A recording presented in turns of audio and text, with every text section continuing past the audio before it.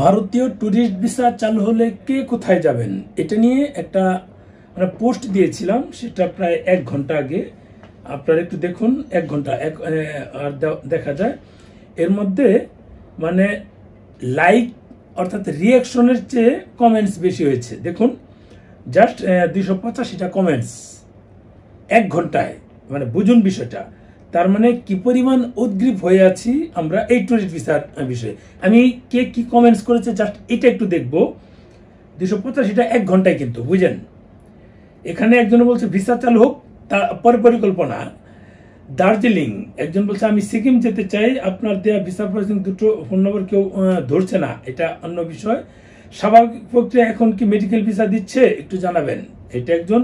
সিকিম যাব, সিকিম, কাশ্মীর, কলকাতা, দার্জিলিং, সিমলা, মানালি, কত জায়গায় যাব তার কোনো শেষ নাই। আরেকজন বলেছে ভাই, আরেকজন বলছে ভাই আপনার সাথে কাশ্মীর যাব। আমাদের ফরহাদ ভাই, উনি আমাদের সাথে সিকিম গিয়েছিলেন। লাদাখ যাব ইনশাল্লাহ। জবসির আসসালামু আলাইকুম ভাই, কিছুদিন না আপনাকে জিজ্ঞেস করেছিলাম যে একটা এলসি কপি দিয়ে, আচ্ছা উনি বিজনেস ভিসার কথা, ভাই এলসি কপি দিয়ে হবে, পারবেন, অসুবিধা নাই, কিন্তু সেটা এখন অ্যাভেলেবেল ভিসা পাবেন না, একটু সিস্টেম করতে হয়। যমুনা ভিসা চালু করা লাগবে না, আচ্ছা যমুনা ভিসা চালু করা লাগবে না, একটা কমেন্টস পেলাম নেগেটিভ। দেখুন, কম খরচে আগরতলা, কাশ্মীর, লাদাখ, মানালি, কলকাতা, আজমির, দিল্লি, আগ্রা, রাজস্থান, দিল্লি, কলকাতা, কলকাতা, দিল্লি, আজমির শরীফ। আচ্ছা, তারপরে কেদারনাথ, আবার সিকিম। একজন নিরাপত্তা রিস্ক আছে, যাব না, এটা দুজন নেগেটিভ পেলাম, দুজন। পরিবার পরিজন নিয়ে দীঘা যাব, আপনার সাথে ফ্যামিলি সহ একটা কাস্টমাইজ প্যাকেজ সিকিম যাওয়ার ইচ্ছা আছে, আরেকজন বললো ফয়সাল তালুকদার। আচ্ছা, ইন্ডিয়া যাওয়ার কোনো প্রয়োজন নাই, 3টা নেগেটিভ কমেন্টস পেলাম, 3টা। আমি দার্জিলিং যাব, সিকিম 100 ভাগ, জাতীয় একেবারে নেই। আচ্ছা, জাতি হিসেবে আমাদের লজ্জা বাদ একেবারেই নেই, 4টা নেগেটিভ পেলাম। বন্ধ থাকুক, পরিকল্পনা নেই, 5টা। কলকাতা, দার্জিলিং, গোয়া সি বিচ চালু হোক আগে, দার্জিলিং। আমি কাশ্মীর যাব ভাই, পরিকল্পনা আছে, ভিসাটার খুব দরকার। আজমির, দিল্লি, আগ্রা, সিমলা, মানালি ভাই, আমি যেতে চাই, কাশ্মীর যেতে চাই, লাদাখ, কাশ্মীর, কলকাতা, কেদারনাথ, রাজস্থান, সিকিম, কাশ্মীর, লাদাখ, কলকাতা, কেদারনাথ। আদৌ কি সম্ভাবনা আছে ভাই? অবশ্যই আছে, কেন হবে না। ভিসা দিলে এটাই বেশি। পাঞ্জাব যাব, দীঘা, কাশ্মীর, সিকিম, আগ্রা, মুম্বাই। আগে চালু হোক সিকিম, আবার লাদাখ যাবো। যাক, আমি শেষ করতে পারবো না। এর মাঝে ধরেন যে 1 থেকে 2% নেগেটিভ থাকে, যেটা আমি একটা ভিডিও দিলে দেখা যায় 98% পজিটিভ আর 2% নেগেটিভ, এটা থাকবেই, মানে ডিসলাইক দেয়। আচ্ছা, এরকম আজমির যাব তো সিকিম, কাশ্মীর বেশি পাচ্ছি, আবার রাজস্থানও পাচ্ছি। রাজস্থান একটা ট্রেডিশনাল জায়গা, রাজস্থান যাব। রাজস্থান একটা পরিকল্পনা ছিল যে 15 থেকে 20 দিন রাজস্থানের বিভিন্ন মানে মরুভূমি ঘুরবো, এটা একটা পরিকল্পনা আছে। এই যদি সামনে কখনো সুযোগ হয় যাব। তবে এখন যেহেতু ভিসা কম দিচ্ছে, সেক্ষেত্রে হয়তো একা বা সাথে আরেকজন যেতে পারে, যেহেতু বিজনেস ভিসায় যাব। ট্যুরিস্ট ভিসা তো সহজে পাচ্ছি না। এখন এই ট্যুরিস্ট ভিসা না পাওয়া সম্ভবত ডিসেম্বর পর্যন্ত হয়ে যেতে পারে আমার ধারণা। যদি ডিসেম্বর পর্যন্ত আমরা ট্যুরিস্ট ভিসা না পাই, তাহলে এই পরিকল্পনার মধ্যে রাখতে হবে। কিন্তু আমি কখনো আশাহত হই না, আমি বিশ্বাস করি 2 দেশ আবারও এই ট্যুরিস্ট ভিসার ক্ষেত্রে একটা মানে আন্ডারস্ট্যান্ডিং পর্যায়ে আসবে আমার ধারণা। যেহেতু বাংলাদেশের প্রচুর লোকজন ভারতে যায়, কম টাকা খরচ করে যায়। মানে বললাম না যে 100 জনের মধ্যে 1 থেকে 2% লোক নেগেটিভ, এরকম থাকবে।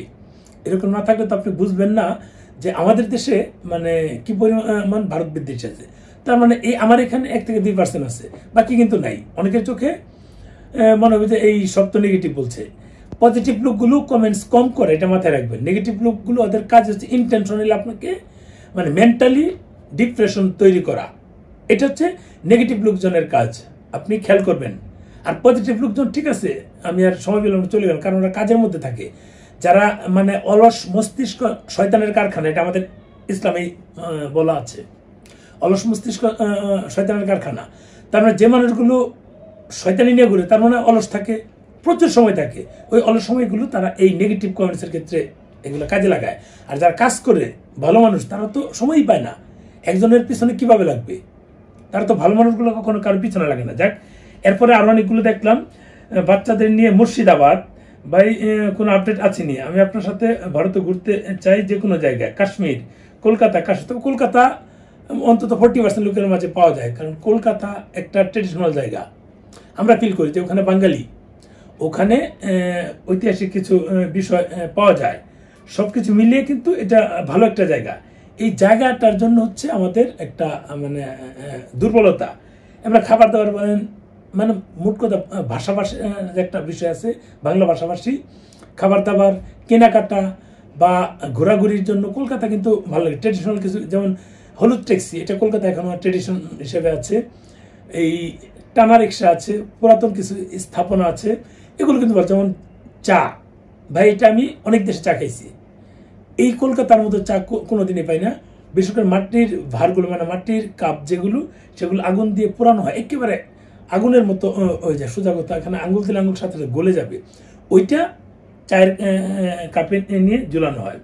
এরপর ঝুলানো হলে ওই ক্ষেত্রে আপনার এই মানে একটা চায়ের যে মাটির যে একটা ফ্লেভার গন্ধ আছে, এটা কিন্তু আমাদের যে আমার পছন্দের শিল্পী নচিকেতা, উনি বাস্তববাদী গান গায়, কারো তেলবাজি করে না, উনি বলেছিলেন যে মাটির গন্ধ, এইটা এই আমাদের যে এই চাটা, এটা মাটির গন্ধ, এটা কেউ কখনো বলতে পারবে না।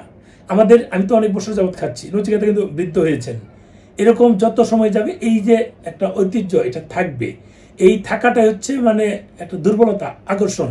আমরা যতদিন বেঁচে থাকবো ততদিন ফিল করবো যে এই জায়গাটায় এই চাটা পাওয়া যায়, অন্য কোথাও পাওয়া যায় না, এত মজার চা। ওই আদলে বাংলাদেশে বেশ কয়েক জায়গায় বানাচ্ছে, যদি আমার খাওয়া হয় নাই। এখন যেহেতু দেশে বাইরে সময় কম দিব, দেশে সময় বেশি দিব, ওই ক্ষেত্রে আশা করছি এরকম ছোট ছোট বিষয়গুলো মানে টেস্ট করব, খাবারগুলো টেস্ট করব। এরপর কাশ্মীর, পাঞ্জাব, কাশ্মীর, দার্জিলিং, দুই জায়গাতেই যাব। একজন গাছে কাঁঠাল, গুফে তেল। আচ্ছা, এটা ইন্ডিয়ান কেউ হবে, দাদাবাবু হবে। কলকাতা মার্কেট করতে যাবো, এক ভাই বললো। কলকাতা, আপনার বাসভবনে যেতে চাই তাকে দেখতে, আমার বাসভবনে যেতে চাই তাকে দেখতে, তাকে ডাকে। আচ্ছা, আন্দামান যাব, মায়াপুর ইস্কন মন্দির বয়কট করুন, এই যে আরেকজন পেলাম। কাশ্মীর যাবো ভাই।